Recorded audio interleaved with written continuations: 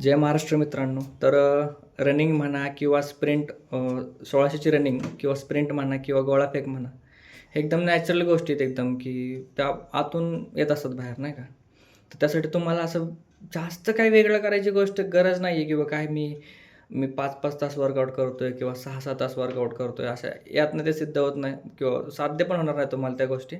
तुम्हाला फक्त ना जे नॅचरल तिथपर्यंत पोहोचायचं आहे ना, त्या गोष्टी तुम्ही करा. तुम्ही एवढं करताय, की फार तुमचं शरीर दुखून येतंय. तुम्हाला असं वाटतं, "अरे, आज खूप केलं, भरपूर केलं." पण त्याचा तुम्हाला फायदा होत नाही. दुसऱ्या दिवशी तुम्हाला त्रास होतो उठायला. अरे, दुसऱ्या दिवशी नाही, तुमचं ग्राउंड वर्क झालं पाहिजे. तुम्ही आज जे केलंय ना, तुमच्या मनाला शांती भेटली ना, हां, आज करून. जास्त दुखणं वगैरे त्या गोष्टीत ना, त्या काय होतात, एक्स्ट्रा आपण जे करतो गोष्टी त्यामुळे होतात. हां, मान्य एक्स्ट्रा गोष्टी करायला लागतात. पण तेवढंच करा जेवढं आपल्या शरीराला सहन होणार आहे. एकदम तुम्ही फार नेक्स्ट लेव्हल करताय, तर त्या गोष्टीला पण अर्थ नाही आहे. कारण की र तुम्ही बघा ना, आता तुम्ही तुमचा सोबत मित्र पाळणारे म्हणा किंवा कोणी असू द्या, कोणी म्हणा, की तुम्ही असा एक मुलगा बघा, की जो आत्ता पण ॲव्हरेज पळतोय आणि पुढं जाऊन पण नाही का खूप खूप मेहनत केली. पण तुम्ही बघा कधी पण, मी माझं स्वतःचं एक्झाम्पल घेतो. माझा टायमिंग जो आहे, की कधीच आजपर्यंत कमीत 5:30 त्या मॅक्स 5:25 त्या खाली कधीच नाही आलेला. उभ्या जिंदगीत मी फार तळागाळात जाऊन मेहनत केली, पण कधीच माझा तेवढा टाईम म्हणजे खाली मॅचेस करू नाही शकलो मी त्या 5-10च्या टायमिंगला किंवा काय. तर ह्या नॅचरल गोष्टी आहेत, की आपल्या शरीराला ते जितकं आपलं नाही का म्हणजे आपली कॅपॅसिटी आहे, त्याबाहेर पण करू शकतो आपण.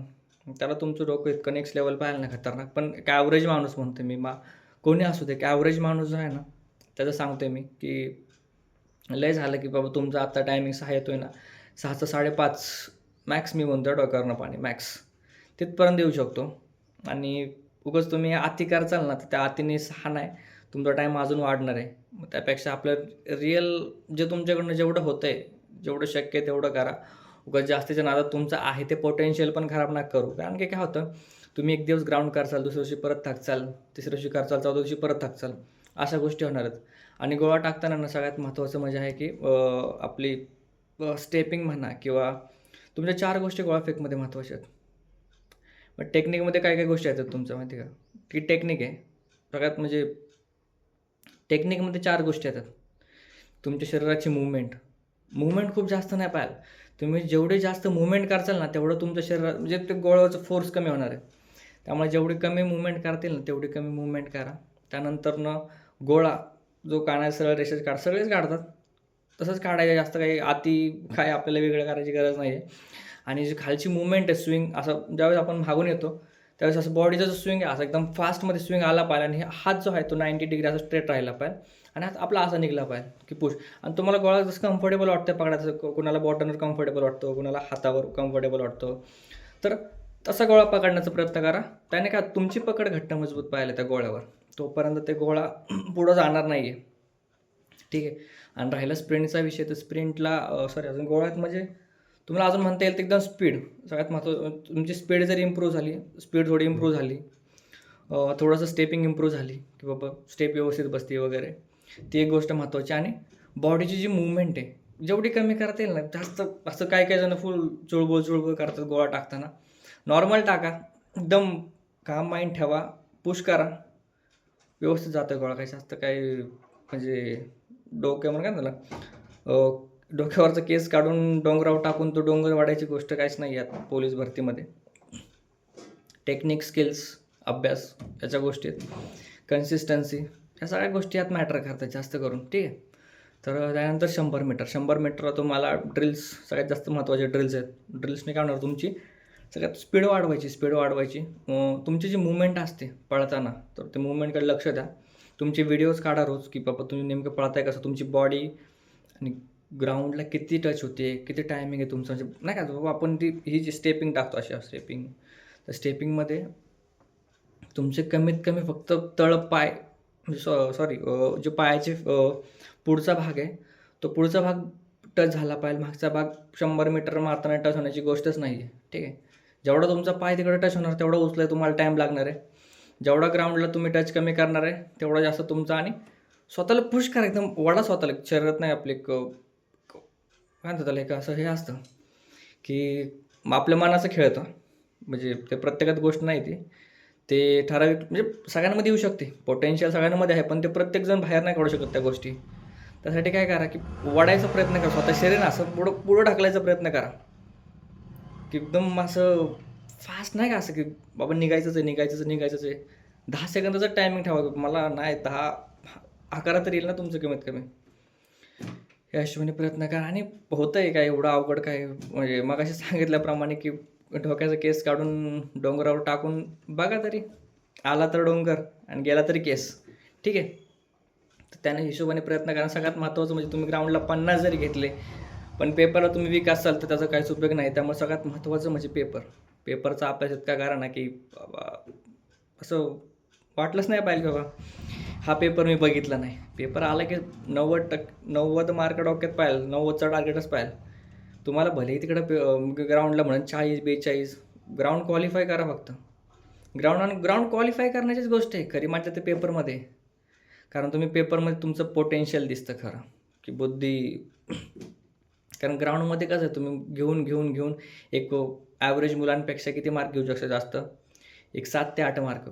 लय डोक्यावरनं पाणी. कारण ॲव्हरेज मुलं 43 मार्क, 42, 41 मार्क घेतात. ते 47 मार्क टॉपर घेतो. स्प्रिंट आता बऱ्यापैकी सगळ्यांचे जातात, एखादा असतो ज्याचे जात नाहीत. तर मला वाटते की तिथं पण किती झाले तुमचे, तुम्ही 6 मार्क जास्त घेऊ शकता कुठं, ग्राउंडमध्ये. पण पेपरमध्ये ॲव्हरेज पोरं 70 मार्क टाकतात. तिथं तुमचं मार्जिन 20 मार्काचं अख्खं पडतं आहे, 20-25. एखादा मुलगा 95 मार्क घेणारा पण असतो, एखादा 90 मार्क पण घेणारा असतो, आणि एखादा 98-99 आले पण आहेत, ठीक आहे. तर तुम्ही तिथं फार 30 मार्काचं मार्जिन सोडताय. इकडं भलेही त्याने चला तुम्ही एखादा ॲव्हरेज मुलगा आहे की ज्याचं ग्राउंड लय ॲव्हरेज आहे, पण पेपरला तो फाडून टाकतो. त्याला तुम्ही ग्राउंडमध्ये किती त्याला घेतले, 40 पडले, नशिबाने मेरिट पण लागलं 40 मार्काचं. तुम्ही 50 घेतले, 10 मार्कांनी त्यापेक्षा पुढे आहेत. पण तुम्ही पेपरला किती 70 मार्क पडतात ते, पण पेपरला तो 95-90च धरा चला. पेपरला 20 मार्काची लीड घेतोय तो तुमच्यापेक्षा जास्त. तुम्हाला 70 आहेत आणि ग्राउंडला 50. 70 आणि 50 किती झाले, 120. आणि त्याचे किती झाले, इकडं 40 झाले, 40 आणि तिकडचे 90, किती झाले, 130. अख्खे 10 मार्कची लीड घेऊन जातो. सगळ्यात महत्त्वाचं पेपर आहे, त्यामुळे पेपरकडे जास्त भर द्या. ग्राउंड फक्त जास्त, त्यामुळे म्हणतो की ग्राउंड जास्त लोड घ्यायची गरज पण नाही आहे. ग्राउंड फक्त आपलं 43-45 असं करा, ठीक आहे. जास्त तुम्ही फार जगाच्या पलीकडे जाऊन हे ते हां अजिबात नका करू. तेच 2 तास तुमच्या अभ्यासाला द्या. अभ्यासात भरपूर करा. अभ्यास असा करा ना की ते 75 मार्क तुम्हाला माहिती आहेत कोणते, मॅथ्स, रिजनिंग, मराठी. गेलेच नाही पाहिजे 75. चला मी म्हणतो चुकून हुकून गेलाच तर 1 मार्क गेला चला. आणि इकडचे 25 मधले कमीत कमी ना तुमचे 15 मार्क हातात असतं फिक्स मार्क म्हणतो आहे मी. फिक्स 15 मार्काचे GK-GSचं आलंच पाहिजे. 74 आणि 15 किती झाले, 89 आणि 11 मार्काचे 10 मार्क, सॉरी शेवटी 10 मार्क राहिले. 10 मार्काचे MCQ जर तुक्के मारताय तर तुक्क्यामध्ये तुमचे आता तुम्ही एवढं 90 मार्क घेणार आहे, 89 मार्क घेताय, तर त्या 10 मधले कमीत कमी 5 तरी तुक्के बसणार का नाही. बरं 4 धरा, किती झाले, 93 मार्क तुमची टोटल यायला पाहिजे. आणि सोपं आहे, काय जास्त अवघड नाही की बाबा की होणारच नाही, असंच नाही तसंच नाही. सगळ्या गोष्टी होतात, फक्त प्रयत्न करत राहा. अपयश येत राहणार, पण महत्त्वाचं काय माहिती तुम्हाला, तुमचे 100 अपयश आणि तुमचं एक विजय. तर एक विजय तुमचे 100 अपयश अख्खे भरून काढणार आहे. त्यामुळं हा प्रयत्न असं समजा की तुमच्याकडे दुसरा ऑप्शनच नाही. आता पोलीस भरती तुम्ही हा विषय निवडला आहे आणि याच्या व्यतिरिक्त तुमच्याकडे दुसरा ऑप्शन नाही आणि तुम्ही ह्यातच आता काय करायचं ना ते ह्यातच फाडून टाकणार आहे. एखादा मुलगा असतो ना बघा कॉलेजमध्ये, की बाबा एक सगळ्या विषयामध्ये फकास काहीच नाही, पण एखादा मॅथ्स किंवा मराठी म्हणा किंवा असा एखादा सब्जेक्ट धरतो आणि त्यात टॉप करतो, मग त्या टॉपरपेक्षा जास्त मार्क त्याला असतात. तसं आपल्याला करायचं आहे. आपला सब्जेक्ट पोलीस भरती आहे आणि फाडून टाकायचे. अशा हिशोबाने प्रयत्न करा. कुठं लक्ष नका देऊ, काय नका देऊ. तुमचं एक स्ट्रॅटर्जी ठेवा. अभ्यासाची स्ट्रॅटर्जी असते प्रत्येकाची. तुम्हाला सगळ्यांचं बेसिक आहे की बाबा सिलेबस माहिती पाहिजे, सिलेबसच्यानुसार अभ्यास करा. सिलेबस वाचून घ्या. सिलेबस काय, सिलेबसच्या अनुषंगाने अभ्यास स्टार्ट करा. सगळं सिलेबस करून नंतर त्या रिव्हिजन लय महत्त्वाचं पार्ट आहे. जेवढी जास्त रिव्हिजन करताल ना तेवढं जास्त तुमच्या लक्षात राहणार आहे. गोष्टीत ना असं नवीन गोष्टींमध्ये घुसण्याच्या आधी जुन्या गोष्टी पण ज्या आहेत की ज्या तुम्ही आधीच अभ्यास केला आहे त्या गोष्टी पण कंटिन्यू सोबत घेऊन चला. तुम्ही नवीन गोष्टी करताय, जुन्या गोष्टी मागं ठेवताय, त्याचा अर्थ नाही, तर विसरताल तुम्ही. परत तुम्हाला रिवाईज करायला लागणार. त्यापेक्षा आपलं सोबत घेऊन चला सगळ्या गोष्टी, ठीक आहे. आणि अभ्यास महत्त्वाचा आहे, अभ्यास करा.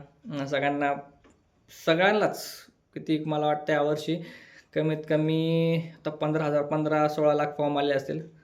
सगळ्यांना शुभेच्छा आणि यावर्षी नीट सगळ्यांनी एवढे चांगले प्रयत्न करा ना, की बाबा झालंच पाहिजे. आणि ज्यांचं नाही होत आहे त्यांनी हार नका मानू. कारण की हार हे एक विराम नाही आहे. हे फक्त काही देवाने आपल्याला दिलेला टाईम असतो, की बाबा तू पुढच्या वेळेस कसं तयार होतोय. पुढच्या गोष्टीसाठी किंवा पुढच्या वर्षी किंवा पुढच्या एखाद्या परीक्षा, भरपूर परीक्षा येत असतात नाही, ठीक आहे. हे नाही वनरक्षक झालं किंवा अजून इतर कोणत्याही SSCचे येतात ते, तर त्यामध्ये प्रयत्न करत राहावा. कधी ना कधी, कधी ना कधी देवाने तुम्हाला जर एवढं स्वप्न बघण्यासाठी एवढी म्हणजे स्वप्न बघण्याची बुद्धी दिली किंवा म्हणता येईल स्वप्न बघण्याची ताकद दिली, तर कुठंतरी एका पानावर तुम्हाला तथास्तु पण लिहिलंच असेल ना. तर ते तथास्तूची वाट बघा आणि प्रयत्न करत राहावा. जय महाराष्ट्र.